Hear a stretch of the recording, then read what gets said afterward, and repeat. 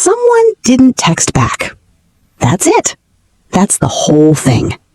A message you sent, a silence you got back. And now you can't eat, you can't sleep. You know it's irrational. But your body reacts as if someone just cast you out of the tribe. And 50,000 years ago, that might have killed you. Most people assume this is a personal problem. You're too sensitive, you care too much, you need thicker skin. And for most of your life, you probably believed that. But that's not what they found. In 2003, neuroscientist Naomi Eisenberger brought volunteers into an fMRI scanner and had them play a simple ball-passing game. Then, the other players stopped throwing them the ball. That was it. No insults, no arguments, no humiliation. Just exclusion. And something strange happened. The dorsal anterior cingulate cortex lit up. The same region involved when you burn your hand, when you break a bone, when your body is injured. Think about that for a second. That knot in your stomach when the message never comes, that heaviness in your chest, that restless feeling that keeps you checking your phone. Your brain treats it as damage, not metaphorically, biologically.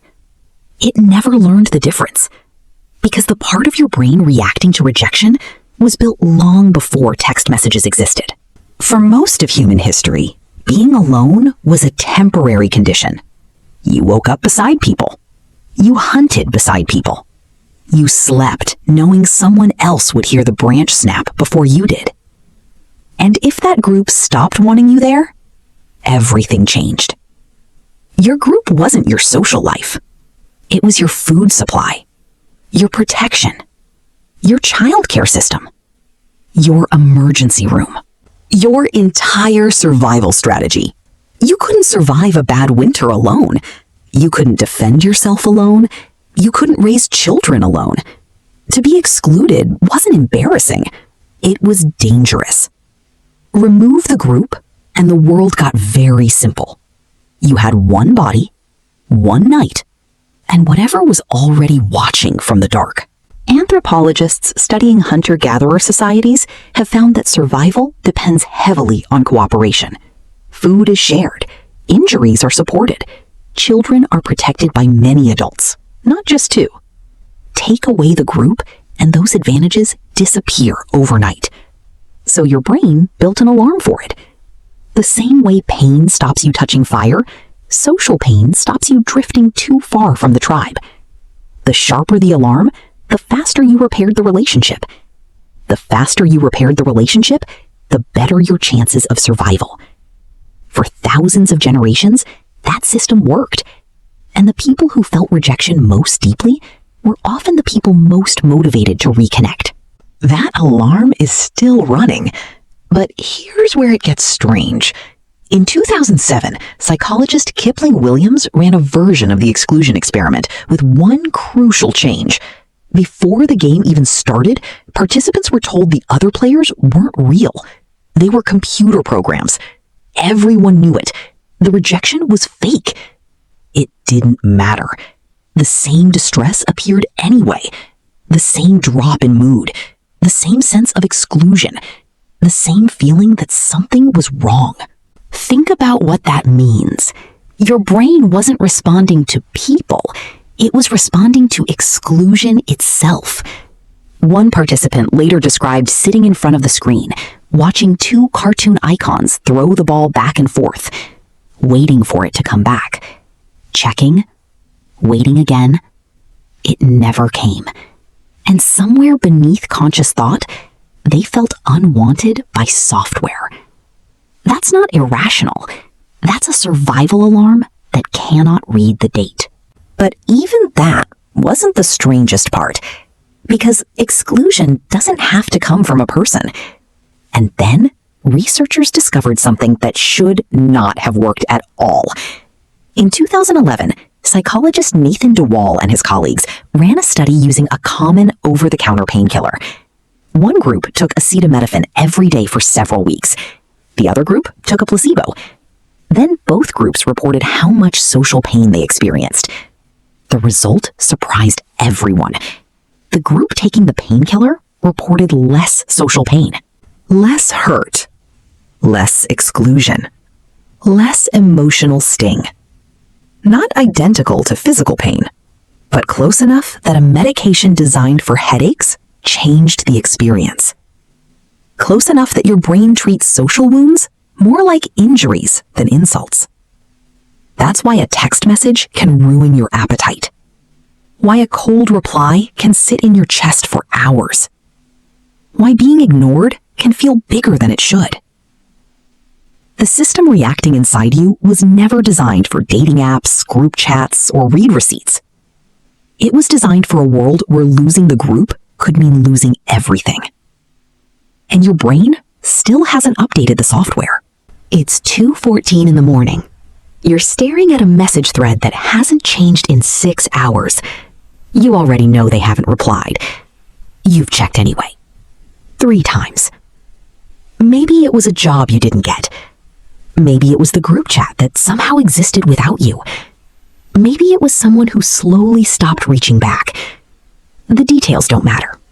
The feeling does. You tell yourself it's nothing. You tell yourself to move on. But your brain keeps reopening the case. Every detail, every word, every expression. What you said, what you should have said, whether there was something about you they noticed and decided wasn't worth keeping. And here's the strange part. That isn't your brain malfunctioning. It's doing exactly what it was designed to do. For hundreds of thousands of years, exclusion was information. If the group pulled away, you needed to know why. Fast.